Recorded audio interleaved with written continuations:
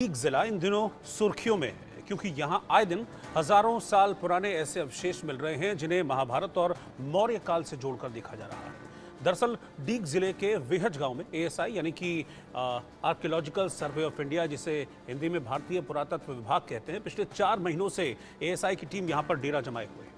गांव के बीचों बीच 2 टीलों पर खुदाई के दौरान महाभारत और मौर्य काल के समय के 2500 साल से भी ज्यादा पुराने अवशेष यहां खुदाई के दौरान मिले।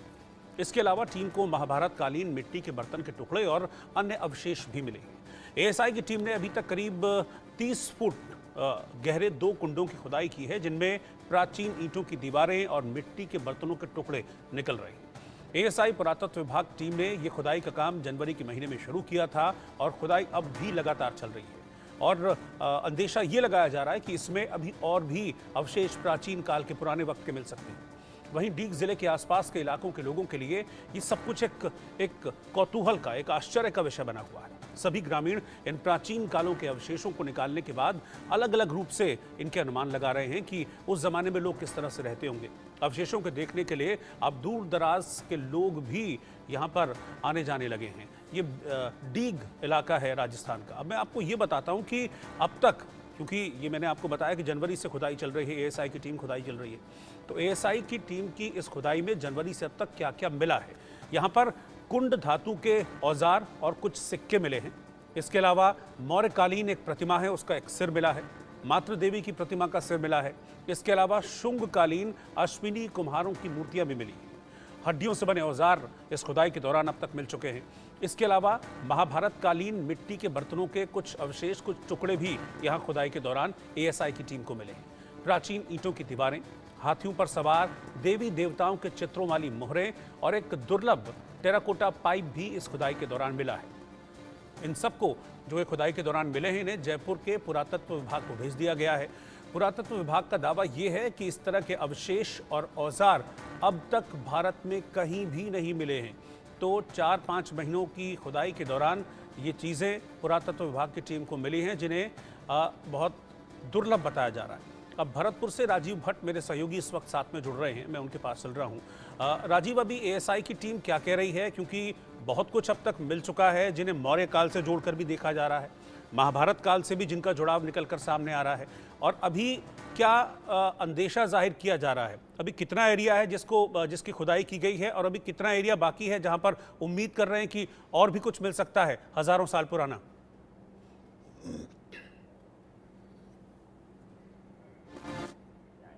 सबसे बड़ी बात यह है कि ये ब्रज 84 कोस का एक परिक्रमा मार्ग है, जिसमें ये स्थान आता है। बेहज गांव है ये डीग जिले का।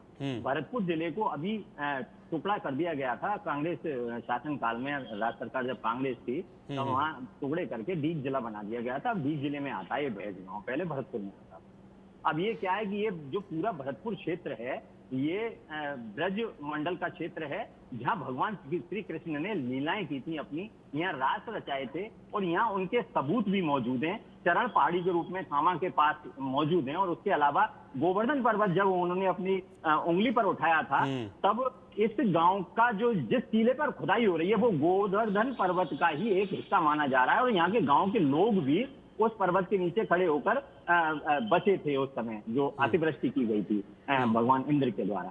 तो निश्चित रूप से ये जो पूरा क्षेत्र है ब्रज क्षेत्र है, और इसमें महाभारत काल का जो प्रसंग आ रहा है, तो महाभारत काल के, क्योंकि अभी कलयुग को स्टार्ट हुए, द्वापर को गए करीब 5500 साल हुए हैं, तो ये जो अवशेष जो मिल रहे हैं इसके, ये अवशेष माना जा रहा है 2500 साल से 5000 साल, 5500 साल तक इस दौरान के हैं। तो निश्चित रूप से महाभारत काल के अवशेष भी इसमें कुछ मिले हैं। उसके अलावा शुंग जो वो है काल है, उसके अलावा मौर्य काल है, एक महाजनपद काल था, उसके भी अवशेष मिले हैं। जो तमाम जो यहाँ जो मूर्तियां मिली हैं, देवी की मूर्ति मिली है, टेराकोटा का पाइप जो मिला है, और उसके अलावा तमाम सिक्के और धातु के और हड्डियों के बने हुए, पत्थरों के बने हुए जो चीज मिली है, और जो दीवारें वहां आई हैं।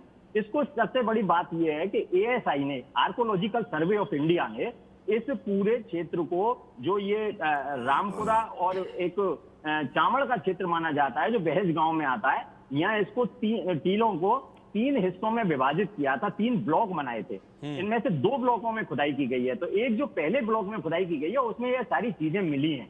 दूसरे ब्लॉक में खुदाई अभी जारी है, उसमें कुछ जो दीवारें मिली हैं, पुरानी ईंटों की दीवारें मिली हैं, कुछ कुएं मिले हैं, बावड़ी मिली हैं, इस टाइप की चीजें वहां मिल रही हैं। इसका मतलब ये था कि कभी यहाँ कोई एक संपन्न राज्य हुआ करता था। बिल्कुल, मैं यही इसी पर आ रहा था, क्योंकि अभी तक पुरानी जो भी सभ्यताएं मिली हैं हमने देखा वो जमीन के नीचे बहुत नीचे दफन रही हैं, चाहे वो हड़प्पा रही हो, चाहे वो मोहनजोदाड़ो रही हो। इस तरह की जब खुदाई होती है, एएसआई की टीम करती है, तब हमको उन सभ्यताओं को पता लगता है।